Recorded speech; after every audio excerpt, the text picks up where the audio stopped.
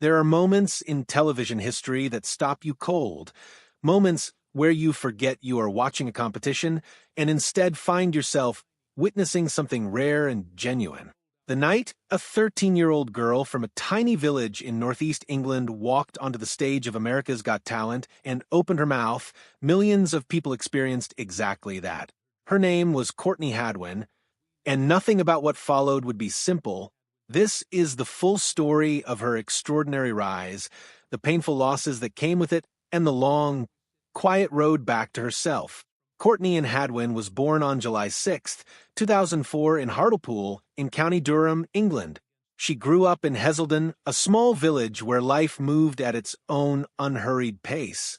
Her parents, Marie and Paul Hadwin, were warm and hardworking people who recognized something different in their daughter from the very beginning.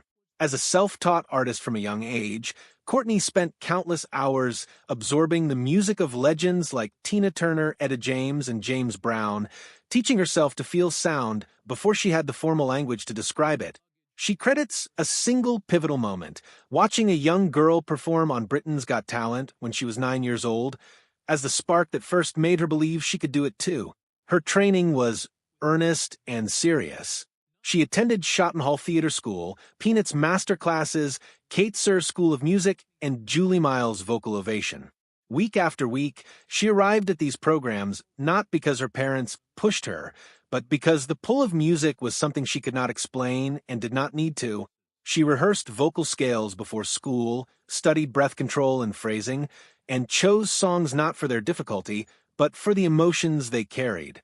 She was the kind of student teachers remember, attentive, hungry, willing to be corrected. Every lesson was a brick she was laying towards something she could feel, but not yet fully see. In January 2018, she even sang at an event in Southampton for youth support, a charity raising funds for children with life-limiting illnesses and disabilities. She understood early that music was not just about her. By the time she was 12, she had already opened for Sister Sledge at a South Tyneside Festival concert in front of more than 18,000 people. That is not a footnote. That is a young artist who had already proved herself in front of a crowd larger than many professional musicians ever face. She was not an overnight discovery.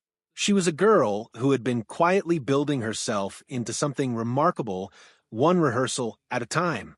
In 2017, she auditioned for The Voice Kids UK, where she performed Tina Turner's Nutbush City Limits and was selected by Judge Danny Jones as her mentor. She navigated the competition through the battle rounds and the semifinals, performing James Brown's I Got You, I Feel Good with a ferocity that left viewers stunned. For her final performance on the show, she sang, "And I Am Telling You I'm Not Going," a vocal mountain that most trained adults would hesitate to attempt. Though she did not win the competition, the experience deposited something valuable into her, a working knowledge of how cameras behave, how live broadcasts feel in your body, and how to carry yourself with composure when the pressure is highest. It also gave her something more intangible, the certainty that she could hold her own on a national stage. That confidence, quietly earned, was about to be called upon in a setting far larger than anything she had yet encountered. Then came 2018 and America's Got Talent, and everything changed at once. In the summer of that year, 13-year-old Courtney traveled to the United States with her father Paul to audition for the 13th season. She was visibly nervous as she stepped before the panel of judges, Simon Cowell, Howie Mandel, Heidi Klum, and Mel B, and the thousands of people filling the arena. She stood at the microphone, small inside a leather jacket, and then she began to sing Otis Redding's Hard to Handle. What happened next has been described by nearly everyone who witnessed it as something close to disbelief. The voice that came out of her did not seem to belong to a 13-year-old. It cracked and growled and soared. She stomped her foot, dropped to her knees, and moved with the kind of instinctive freedom that performers spend decades trying to find. Howie Mandel immediately rose from his seat and hit the golden buzzer, sending a cascade of gold confetti raining down on the stage. He told her plainly, "You are not from this era. You're from a whole different era." Simon Cowell shouted bloody hell and called her a lion. The audience was on its feet before she had even finished.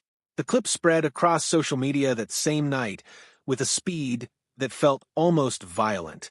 Within 1 week, it had been viewed more than 130 million times online. Eventually, that single audition video would surpass 300 million views on YouTube, a number that places it among the most watched talent show moments in internet history.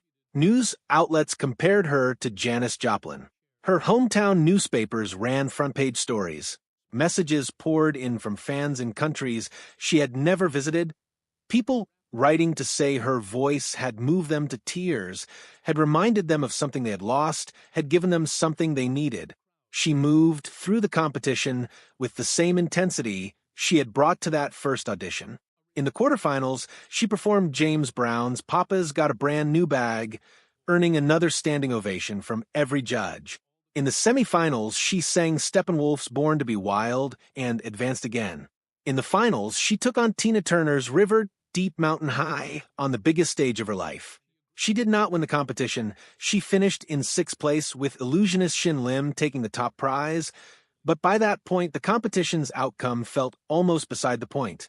She had already won something larger and harder to measure. What followed the show, however, is where Courtney Hadwin's real story becomes both extraordinary and genuinely heartbreaking.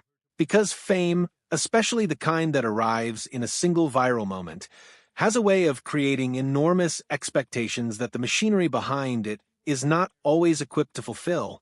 And for Courtney, the gap between what the public expected and what actually happened in the years following AGT became the defining trial of her young life.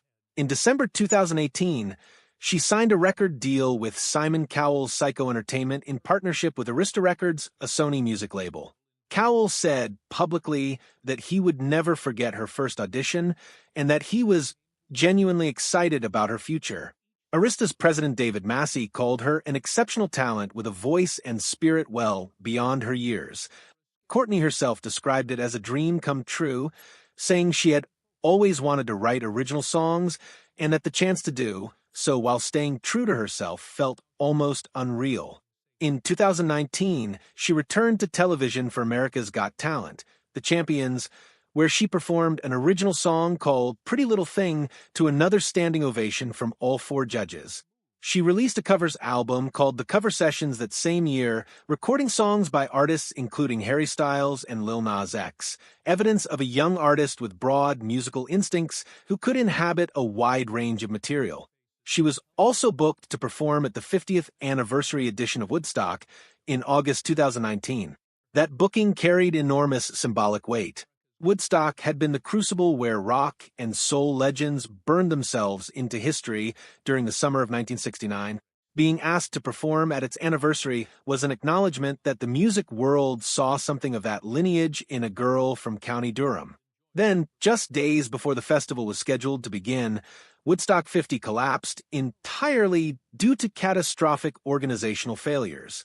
Permits were revoked, investors withdrew, and the event dissolved before it could happen. For Courtney, who had dreamed of standing on that kind of hallowed ground, the cancellation was another reminder that the path between promise and permanence is rarely a straight line. She was 15 years old, watching another door close before she could walk through it.